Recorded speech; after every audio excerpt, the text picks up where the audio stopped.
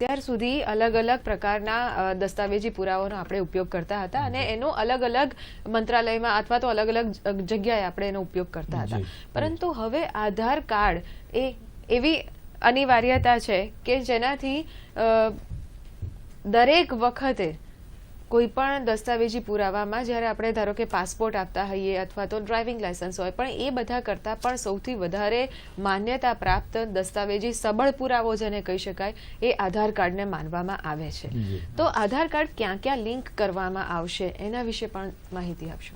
જી જી જેવી રીતે સીજીએમ સાહેબે કહ્યું તે રીતે કે 130 કરોડના દેશમાં આપણે કોઈ એવું એક પહેચાન કાર્ડ નહોતું કે જેને આપણે રાષ્ટ્રીય પહેચાન કાર્ડ તરીકે કહી શકીએ. તો તેને કારણે આધારની જરૂરિયાત ઊભી થઈ છે. 2009થી આપણા દેશમાં કાર્યવાહી શરૂ થઈ છે જે આવે છે. આપે જેમ કહ્યું તે રીતે કે આ આધાર કાર્ડ ક્યાં ક્યાં જરૂરી છે અથવા કેવી રીતે તેનો ઉપયોગ કરવામાં આવશે, તો અત્યારે લગભગ 139 કે તેથી વધુ સેવાઓમાં આ આધાર કાર્ડ લિંક કરવા માટેની જાહેરાત થઈ ચૂકી છે અને કરવામાં આવી રહ્યું છે.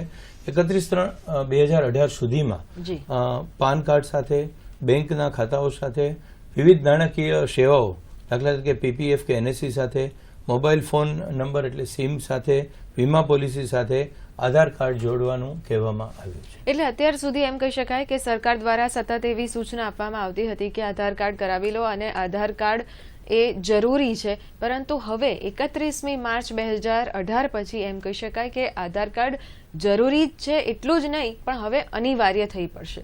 જી જી જો આધાર કાર્ડ 31/3/18 સુધીમાં નહીં થાય તો ઘણી બધી સેવાઓ રદ કરવામાં આવશે અથવા તો તેના ઉપર તેને આગળ સેવાઓ મળતી બંધ પણ થઈ શકે. જી, આના ઉપર આપણે હજી ચર્ચા કરીશું, પરંતુ અત્યારે લઈએ એક નાનકડો બ્રેક.